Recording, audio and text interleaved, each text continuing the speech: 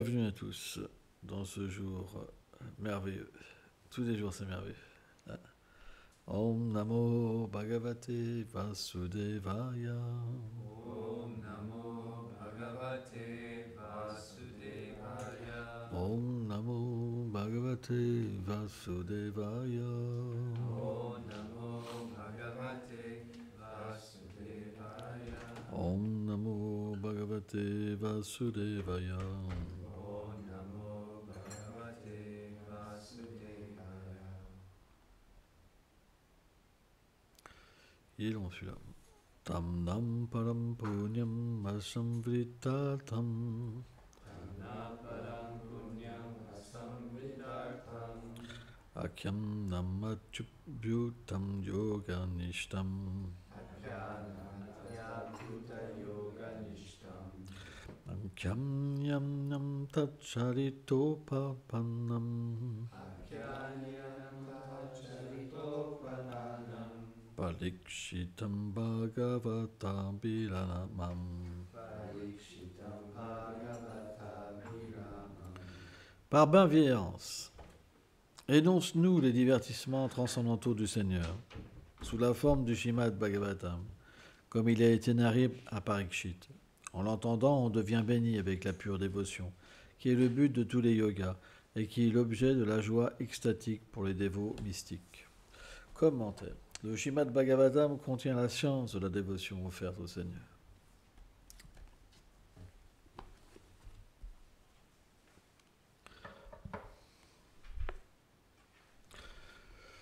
Omaganati Milandasya, Ganam Jalam Shalakaya, Shakshuru Meditam Jena, Taismei Shigulave Nama. Namaum Vishnu Padaya, Krishna Prestaya Bhutale, Shrimate Bhaktivedanta Swamin iti namine. Namaste Sarasvati Deve, Kolavani Prachadine, Nilveshesha Sunyavadi Prachadjade Shattadine. Au fur et à mesure qu'on progresse dans la vie spirituelle, on devient attaché aux gloires du Seigneur suprême. C'est quelque chose de particulier. Au début, ces gloires nous permettent de comprendre notre situation, notre environnement, et de quelque part comprendre pourquoi nous souffrons, pourquoi nous sommes dans cette situation matérielle. Après, on commence à comprendre naturellement qu'on n'est pas seul dans l'univers, que tout a une conscience. Les planètes, les rivières, les arbres. Et naturellement, on comprend que derrière toute chose, il y a le Créateur. Mais le Shrimad Bhagavatam est là avant tout pour nous attirer. C'est ça le principe du Bhagavatam lui-même. C'est que Krishna vient sous cette forme pour nous attirer, pour nous purifier et nous attirer. Donc au fur et à mesure qu'on va progresser et au fur et à mesure qu'on va réaliser notre insignifiance, qu'il y a un créateur, que tout est contrôlé par lui, nous allons naturellement nous abandonner. Parce que nous allons comprendre que nous sommes l'âme. Et surtout que nous sommes le serviteur du Seigneur suprême et le serviteur du serviteur de ses dévots. Quand tous ces éléments viennent en nous, alors, par l'association des dévots, nous avons envie de développer l'amour pour Krishna. Parce qu'on comprend que sans amour, le Seigneur Chaitanya Mahaprabhu, dans son extase, il disait en fait, ça c'est dans le sentiment de Radharani, il disait je vis comme un insecte sans conscience. Pourquoi ? Parce que comme il ne pouvait pas trouver Krishna dans l'état d'esprit de Srimati Radharani, en fait Mahaprabhu ressentait une grande dévastation en lui. Et sans Krishna, il voyait juste sa vie comme un insecte. Il y a des insectes qui... alors j'avais vu ça dans une vidéo, c'est vraiment incroyable. c'est qu'ils font du queue à queue, comme ça. Ils se suivent et ils tournent en rond. C'est incroyable. J'avais vu ça. Ils tournent en rond, sans but. C'est la vie d'insecte. Ah, c'est mystique. Alors, je ne sais plus quel insecte que c'est, mais ils font du queue à queue, comme ça. Ils se suivent, comme ça. Et puis ils tournent. Ça veut dire que le premier, s'il tourne, ils tournent tous, sans savoir pourquoi. On parle souvent des moutons, aussi des moutons. Hein, quand tu as un mouton qui avance, tous s'y suivent. Et même s'il y a un ravin, ils tombent tous dans le ravin sans se demander pourquoi. Et c'est un peu aussi la civilisation animale. Bien qu'on puisse avoir un corps humain, on peut aussi avoir une conscience d'animal et suivre les êtres sans vraiment se poser de questions. Vous comprenez? Eh bien, Chaitanya Mahaprabhu, à un niveau aussi complètement transcendantal, lorsque le sentiment spirituel apparaît dans l'être et qu'il éprouve la séparation pour Krishna, alors il s'inflige de sévères réprimandes à lui-même. C'est ça le principe. Et il pense, j'ai gâché ma vie. J'ai gâché la précieuse miséricorde. Je suis comme un insecte, en fait. Je vis sans conscience. Parce que l'objet de mon amour, je ne peux pas l'avoir. Un dévot vit comme ça. Et donc, quand il est dans ce genre de lamentation, ça c'est le stade madhyam, quand il est dans ce sorte de conscience, quand il entend le Bhagavatam, c'est comme une retrouvaille. C'est pour ça, ceux qui dorment pendant le Bhagavatam, ça veut dire qu'ils n'ont pas d'attrait pour Krishna. C'est un symptôme, en fait. Hein, quand vous voyez les dévots piquer du nez, ça veut dire qu'ils n'ont pas, le processus n'a pas encore commencé, la purification. Parce que quand la purification est là, naturellement, 9h moins 20, 10 minutes de retard. Ah, ok, d'accord. Parce que, naturellement, quand le processus a commencé, la purification, ça veut dire que Krishna apparaît dans notre vie. Et si Krishna disparaît, il y a lamentation. Et quand on entend le Srimad Bhagavatam, il y a de nouveau l'union. C'est pourquoi les gloires du Bhagavatam sont tellement importantes. Parce que Krishna vient sous la forme de cet écrit pour nous permettre de développer le purvarag. Ça veut dire le souvenir de Krishna, le désir de rencontrer Krishna. C'est pourquoi les grands Vaishnavas ont toujours mis un accent à traduire le Bhagavatam et aussi les commentaires des Acharyas et de mettre aussi les commentaires attirants. Ça veut dire adapter la conclusion des Vaishnavas pour que ça soit attirant pour les gens de la masse. Parce que parfois c'est difficile à comprendre, très philosophique, et à moins d'être un pandit, un érudit, c'est inaccessible. Donc, parfois, le Seigneur suprême, Krishna, il demande à son dévot de faire une version attirante. Parce que sans la miséricorde du Bhagavatam, sans étudier le Bhagavatam, sans lire le Bhagavatam, on n'atteint pas Krishna Prem dans cet âge. Le Seigneur est venu spécialement sous la forme du Bhagavatam. Et ce qui est dommage, c'est que les dévots, souvent néophytes, ils délaissent l'étude du Bhagavatam en pensant que c'est un écrit secondaire. Mais c'est une grande erreur. Parce que dans chaque mot du Bhagavatam, il y a les sentiments de Srimati Radharani pour Krishna et les sentiments de Krishna pour Srimati Radharani. C'est une grande erreur. C'est une grande erreur. Chaitanya Mahaprabhu, il adorait écouter le Srimad Bhagavatam, comme la Gita Govinda. Ne pensez pas que c'est différent. C'est simplement que les sentiments sont cachés, mais ils sont dedans. Mais pourquoi ils sont cachés? Parce que tant que vous n'avez pas la qualification, vous ne pouvez pas aborder de hauts sentiments. Vous devez vous purifier. Si vous passez une étape, vous n'obtiendrez pas la miséricorde. C'est un processus de purification. C'est pourquoi il faut bien étudier le Bhagavatam. C'est super important. C'est extrêmement important de lire le Bhagavatam avec une grande soif, une grande avidité. Et l'écouter. Si vous dormez, c'est comme une fatalité, quoi.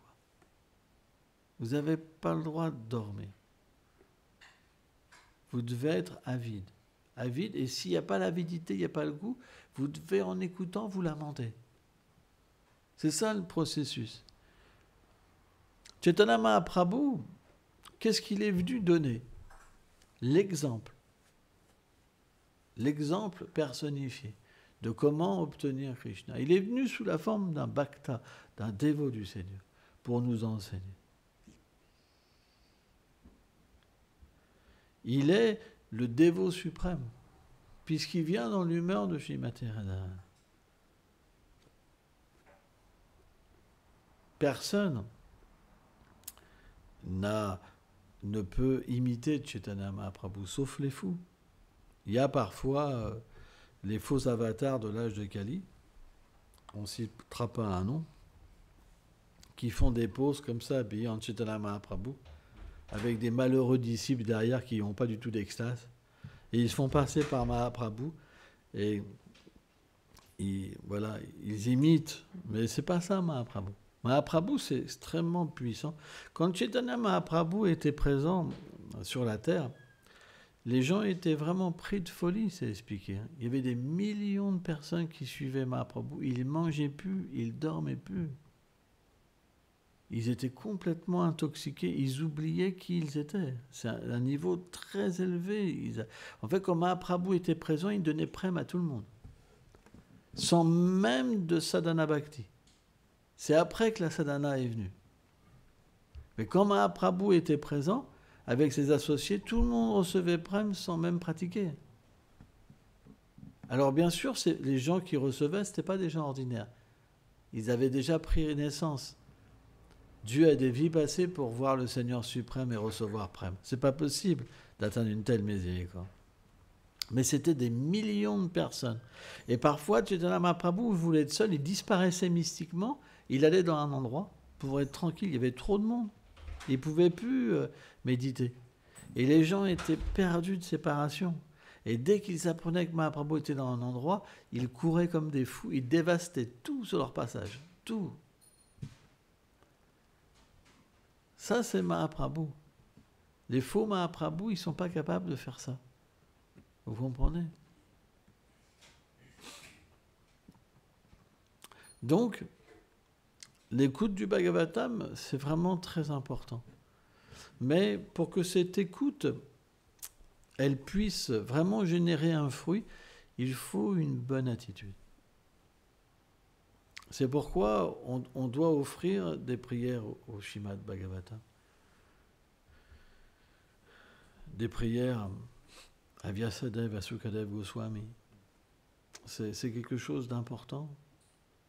Aux acharyas qui ont commenté le Srimad Bhagavatam, comme Vishwanath Chakravarti Thakur, Sanatana Goswami, Jiva Goswami et d'autres, comme Bhaktivedanta Swami Prabhupada.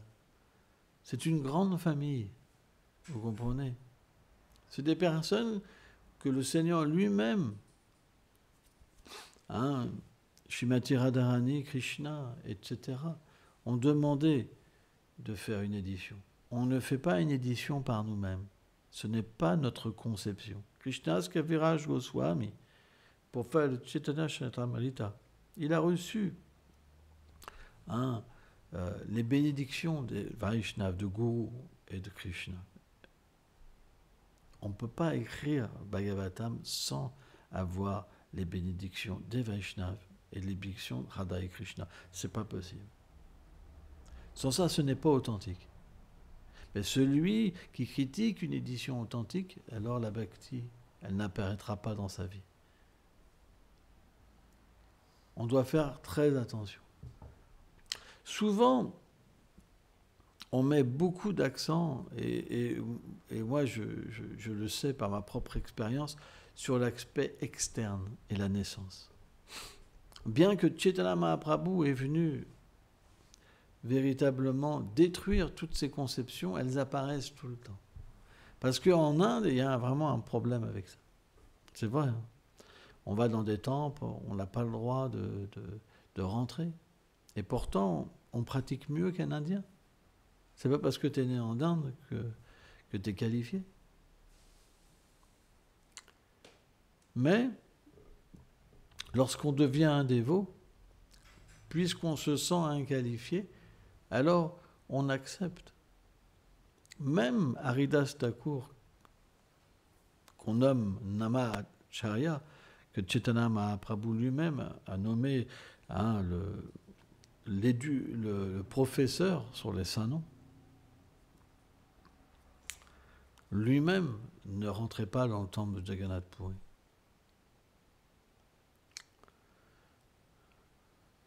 Donc, le Vaishnava, il a cette humilité. Et on voit que même Srila Prabhupada, il ne rentrait pas dans le temple de Jagannath Puri, parce que ses disciples ne rentraient pas. C'est intéressant. On voit l'état d'esprit d'un gourou et la famille. C'est très particulier. Parce que Prabhupada se battait aussi contre cette fausse conception qu'il y avait en Inde. Et qu'il y a toujours, de toute façon.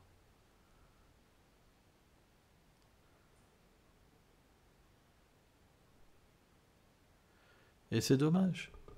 C'est dommage. Et même à Vraj, il y a beaucoup ça. Parce que les gens naissent dans des familles et ils pensent qu'ils sont le plus élevés qu'une autre famille. Ça, c'est le Kali Yuga. Quand l'âge de Kali vient, on pense qu'on est supérieur à d'autres. Mais quand la miséricorde de Chaitanya Mahaprabhu vient en nous, on pense qu'on est inférieur. On pense que tout ce que les gens disent sur nous, c'est la vérité. Mais quand le Kali Yuga vient, et qu'on dit à une personne, par exemple, « Oh, t'es un prédicateur », elle va répondre, « Bah oui, moi je suis un tel prédicateur ». C'est ce qu'on appelle l'illusion. Parce qu'on s'accapare ce que le Seigneur nous donne. Et un Vaishnava devient très triste quand il voit ça. Il dit, oh, cette personne, elle n'atteindra pas le succès. Parce que dès qu'on s'enorgueillit un tout petit peu, on ne peut plus avoir accès au Bhagavatam ni au chant des saints. C'est fini. Dès que quelqu'un vous dit, oh, tu es un prédicateur, et vous répondez, ah oui, moi, c'est fini. Votre vie, alors, elle n'a plus de substance. Parce que vous ne voyez plus Krishna. Vous ne voyez pas que c'est Krishna qui vous donne quelque chose pour le servir et pour obtenir son amour. Vous dites, oui, c'est moi. Et là, Krishna devient caché.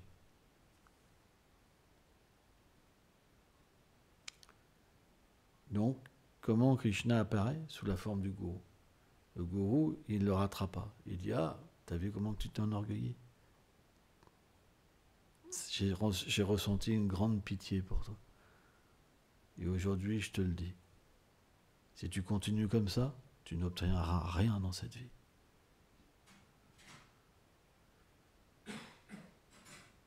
Ne prenez rien pour vous. Ne développez pas de haine envers quiconque. Tout ce qui vous arrive, c'est la miséricorde du Seigneur. Parfois, les jeunes dévots, quand par exemple il arrive une séparation familiale, ils développent de la haine. Je vois ça.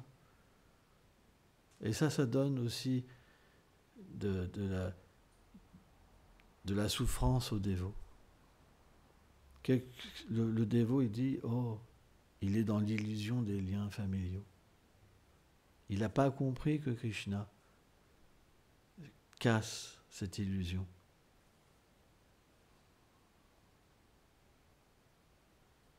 Il est toujours dans cette illusion.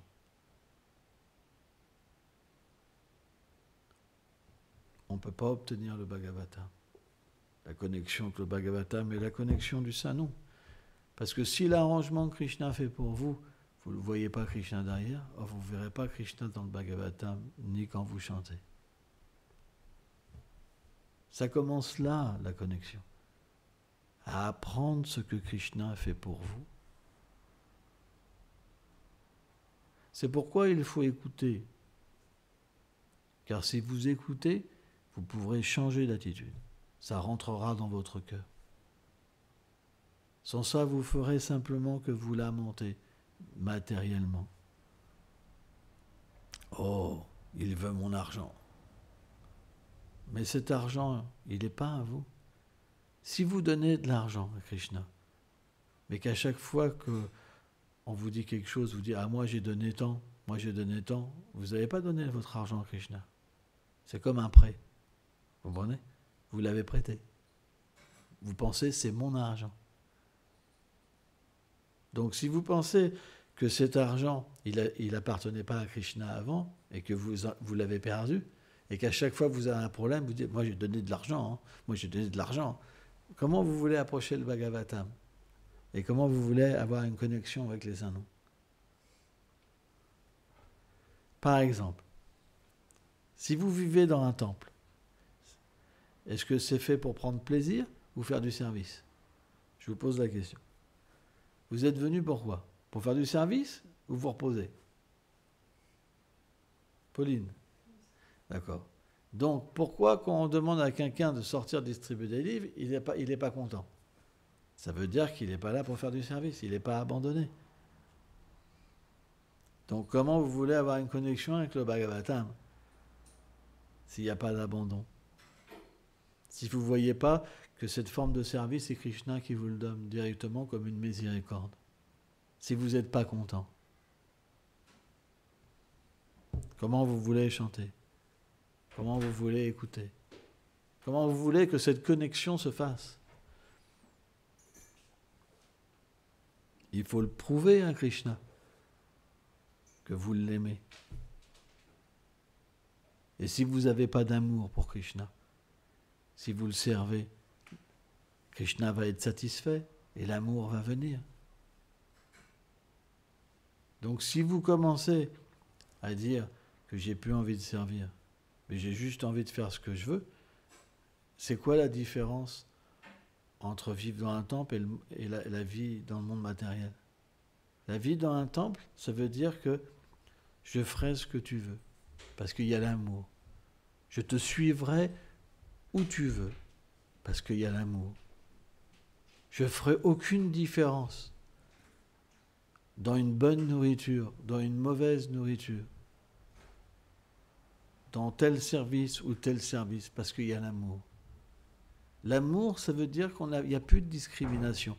On le fait parce qu'il y a l'amour. Si vous faites une discrimination, comment vous pouvez établir une connexion avec le Bhagavatam et avec le chant des Saints-Noms? C'est pas possible. Donc en écoutant tout ça, vous pouvez comprendre les problèmes qu'on rencontre dans la vie spirituelle. Parce que tous, à un certain niveau, vous avez ces problèmes-là. Vous le savez, mais vous continuez à persister que c'est votre bonheur, alors que c'est à cause de ça que vous souffrez tous. Pourquoi Krishna est caché? C'est parce que vous ne voulez pas Krishna. Celui qui veut Krishna, Krishna se montre. Donc, la vie spirituelle, ça veut dire introspection. Essayez de comprendre qu'est-ce qui ne va pas. Et pas continuer. Il faut tout le temps se recentrer. Tous les jours. Parce que si ça ne va pas, vous ne vous posez pas de questions, les années vont passer sans que vous allez pouvoir progresser.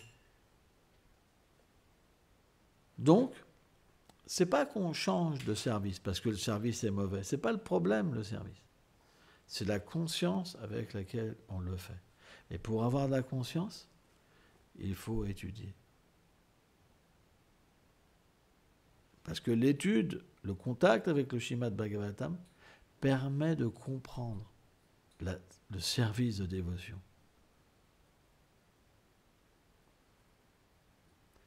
Le Srimad Bhagavatam, c'est Krishna lui-même qui donne cette intelligence pour comprendre comment le servir. Et pourquoi Chaitanya Mahaprabhu écoutez le Srimad Bhagavatam? Parce que le Seigneur lui-même, dans cet état d'esprit Srimati Radharani, ça a augmenté son désir.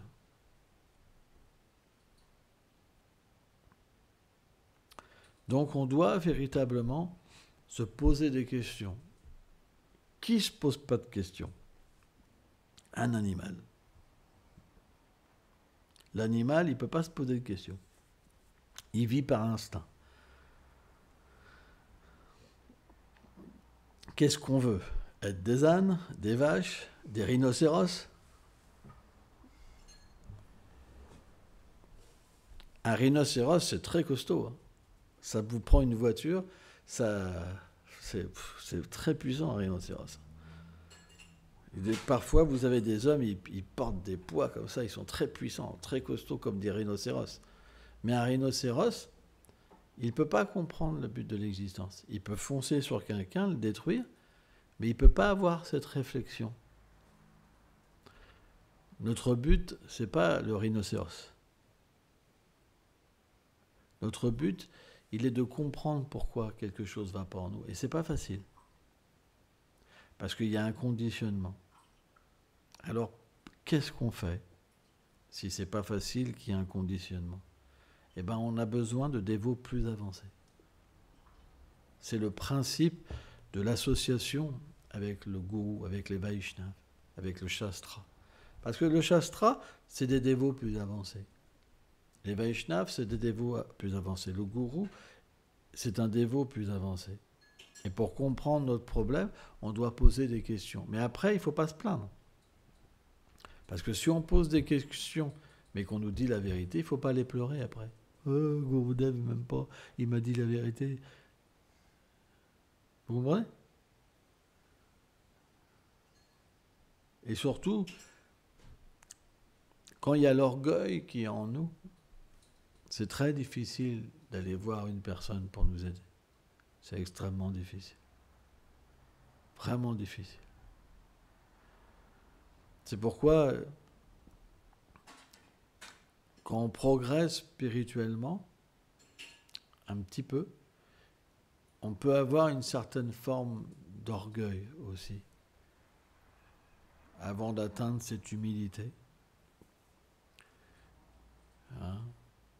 On va dire c'est le stade entre Kanishta et Madhyam Adhikari.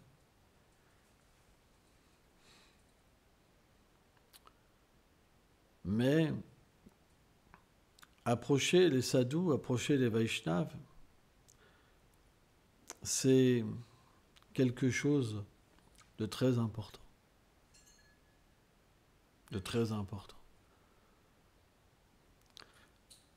Parce que celui qui a vu Krishna, il comprend comment Krishna peut venir dans notre vie. Quelqu'un d'ordinaire, il ne peut pas. Celui qui n'a pas eu le darshan de Krishna, il ne peut pas expliquer ça. Il peut connaître beaucoup de shastras, etc. Mais il y a même toujours des erreurs dans la façon qu'il explique les shastras. Parce que tant qu'il n'a pas réalisé Krishna, vu Krishna face à face dans son corps spirituel, il ne peut pas comprendre véritablement les shastras. Ce n'est pas possible. Krishna, il dit, le but de toutes les écritures védiques, c'est de me connaître. Une fois qu'on connaît Krishna, c'est comme l'essence qui vient en nous. Il ne peut pas avoir d'erreur.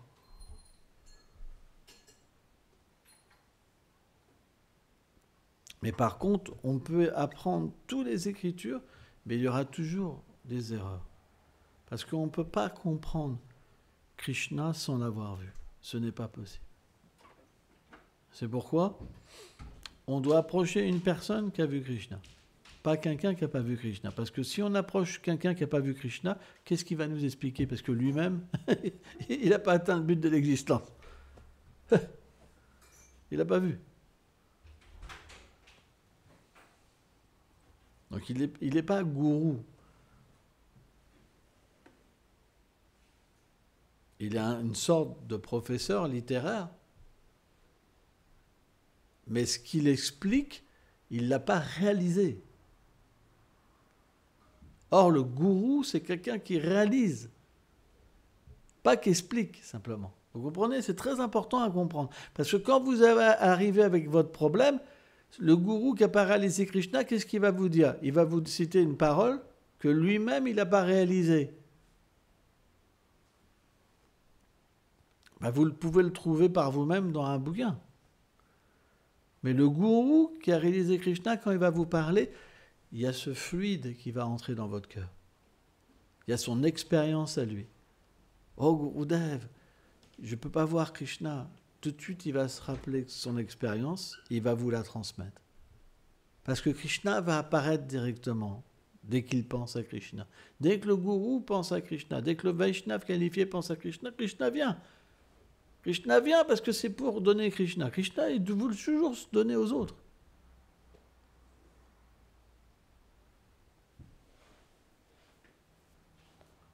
Donc, on peut avoir cette expérience. Mais il ne faut pas être dans la duplicité. Parce qu'il y a ce genre de disciple qui dit « Oh, Gurudev, il est qualifié. Je vais demander à Gurudev. Et là, c'est sûr, je vais dépasser les ténèbres de l'ignorance. Hein, il arrive là. Oh, Gurudev, je t'aime, Gurudev. Gurudev, t'es tout pour moi, je m'abandonne à toi, sans toi je suis rien, Gurudev, Gurudev, Gurudev. Gurudev, il regarde, qu'est-ce que tu veux? Je veux m'abandonner. Mais dans nos cœurs, le dévot, il n'est pas abandonné. Il recommence, juste après, il recommence. C'est pas ça que le Vaishnava veut.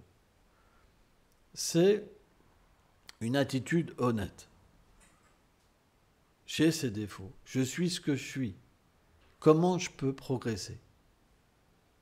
Si vous montrez quelque chose qui n'est pas vous véritablement, le gourou, il va juste sourire.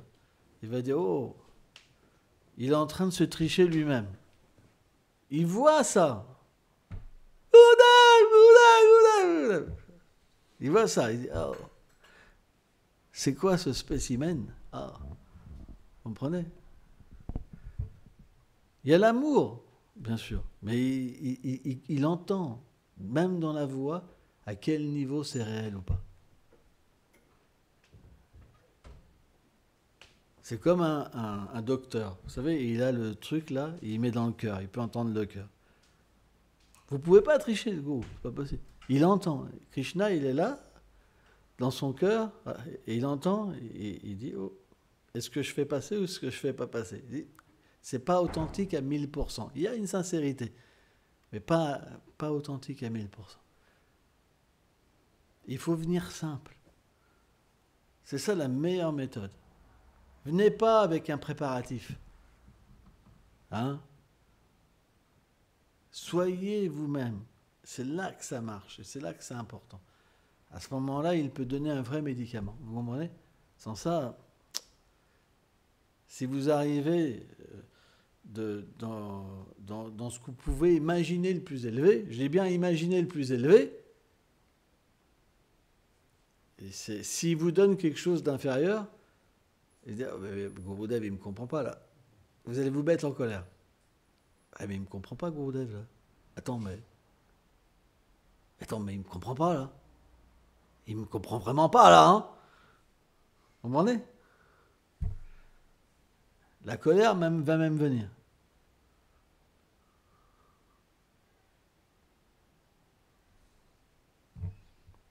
Il faut vraiment, c'est très important, être ce qu'on est. C'est ça la simplicité. Vous venez dépouiller. Je suis ça, pas plus. Et là, ça marche. Vous pourrez dépasser tout. Sans ça, ça marchera pas. C'est très important. Mais il faut que le gourou, il ait vu Krishna. Sans ça, ça marche pas. Vous allez être plein de doutes sans ça. Et en plus, le gourou, il peut rencontrer des problèmes dans sa vie spirituelle, s'il n'a pas vu Krishna. Celui qui a vu Krishna, il est protégé par Krishna lui-même. C'est son dévot. Voir Krishna, ça veut dire prem. Il y a l'expérience de prem. Et Krishna n'oublie jamais son dévot qu'il l'a aimé. Jamais. Tous les Vaishnavas vous diront la même chose. C'est universel. Merci beaucoup.